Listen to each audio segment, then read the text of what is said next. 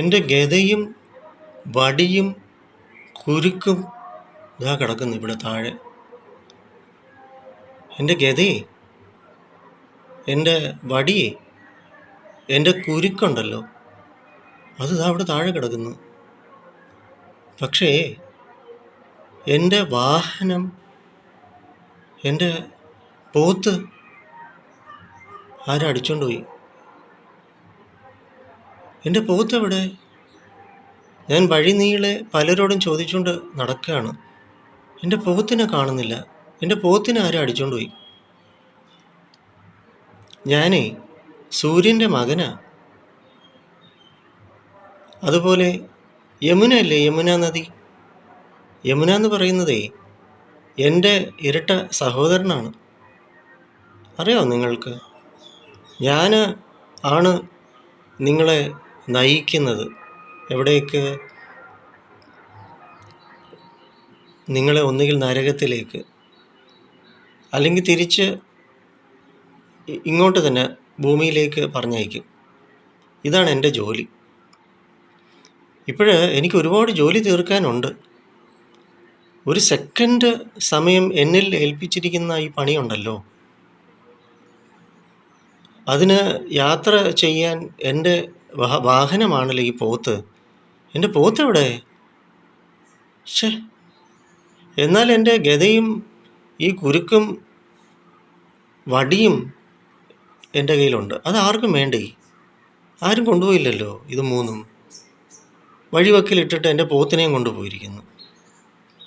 ചിത്രഗുപ്തൻ എന്നെ ഏൽപ്പിച്ചിരിക്കുകയല്ലേ ഓരോരുത്തരുടെ തലയിൽ എഴുതി എപ്പോഴാണ്, എങ്ങനെയാണ്, എവനിലൊക്കെ കുരുക്കിടണം, വടി കൊണ്ട് അടി കൊടുക്കണം, അല്ലെങ്കിൽ ഗദ കൊണ്ട് തലമണ്ടയ്ക്ക് അടിച്ചിട്ട് ഒന്നിലേ നരകത്തിലേക്ക് കൊണ്ടുപോകണം, അല്ലെങ്കിൽ യമലോകത്തിലേക്ക് കൊണ്ടുപോയതിന് ശേഷം ഇവളൊക്കെ ചെയ്തു കൂട്ടിയതിൻ്റെ അടിസ്ഥാനത്തിൽ തിരിച്ച് ഭൂമിയിലേക്ക് എത്തരം ശരീരം, എവിടെ ജനിക്കണം, ഏത് സാഹചര്യത്തിലേക്ക് എന്നുള്ളതിനേക്ക് ഇവന് തിരിച്ചറിവ് കൊടുത്ത് വിടണ്ടേ? എൻ്റെ ജോലി, എൻ്റെ സമയം, എൻ്റെ സമയത്തിന് വിലയുണ്ടല്ലോ. ഒരു സെക്കൻഡ് കളയാൻ പറ്റത്തില്ല. മാത്രമല്ല ആ സെക്കൻഡുകൾക്കാണ്, ആ ഒരു സെക്കൻഡ് പോലും മാറാൻ പാടില്ല ഞാൻ ചെയ്യുന്ന ജോലിക്ക്. അപ്പോൾ അങ്ങനെ ഓരോ സ്ഥലങ്ങളിലേക്ക് എനിക്ക് യാത്ര ചെയ്യാൻ എന്നിൽ ഏൽപ്പിച്ചിരിക്കുന്ന,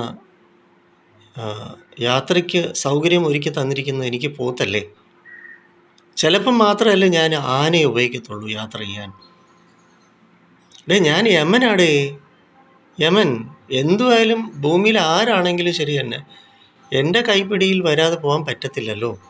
ഒന്നുകിൽ ഞാൻ കുരുക്കിടും, അല്ലെങ്കിൽ വടി കൊണ്ട് അടി തരും, ഇല്ലെങ്കിൽ ഗദ കൊണ്ട് തലമണ്ടയ്ക്ക് അടിക്കും. അത് ഉറപ്പാ. മനസ്സിലായോ? അതുകൊണ്ട് എൻ്റെ പോത്ത് എന്ത് ചെയ്യേ? എൻ്റെ പോത്ത് എവിടെയടേ? കുറച്ച് നേരമായിട്ട് ഞാൻ തിരക്കുണ്ട്. എൻ്റെ പോത്ത് എവിടെ? ഞാനാണെങ്കിൽ ഈ മലയാളം മണ്ണിൽ വന്നിട്ട് എൻ്റെ പോത്തിനെ ആരും അടിച്ചോണ്ട് പോയി. എന്തോ പറയാനാ നോക്കിയേ. ഇതെന്തൊരു മനുഷ്യരാ ഇവിടെ? കൊള്ളാം. അയ്യോ, ഇതെന്തോ ഇത്? ഓരോ മൃഗത്തിൻ്റെ ശരീരഭാഗം തൂക്കിയിട്ടേക്കുന്നത് കടകളിൽ. ഈ സാരി, അതിൻ്റെ ഷാളും മറ്റൊക്കെ തൂക്കിയിടുന്ന പോലെ. അയ്യോ, ഇതാണോ മലയാളം? ഇതാണോ മലയാളി? അയ്യോ, ഇതാണോ കേരളം? അയ്യോ, ഇതിലെവിടെയോ എൻ്റെ പോത്തായി തീർന്ന്. എൻ്റെ പോത്തിൻ്റെ ശരീരഭാഗം ഇവിടെ എവിടെയോ തൂങ്ങി കിടപ്പുണ്ട്. ഏതായാലും ഈ ചെയ്തവന് എന്തായാലും അവൻ്റെ സമയത്തിനല്ലേ എനിക്ക് കുരുക്കിടാൻ പറ്റത്തുള്ളൂ.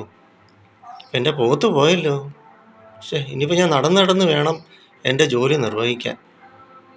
എന്തായാലും കേരള രാജ്യം മാറിപ്പോയി. എൻ്റെ പോത്തും പോയി. എന്തായാലും എൻ്റെ ജോലി ഞാൻ ചെയ്യും കേട്ടോ. ഞാൻ യമൻ.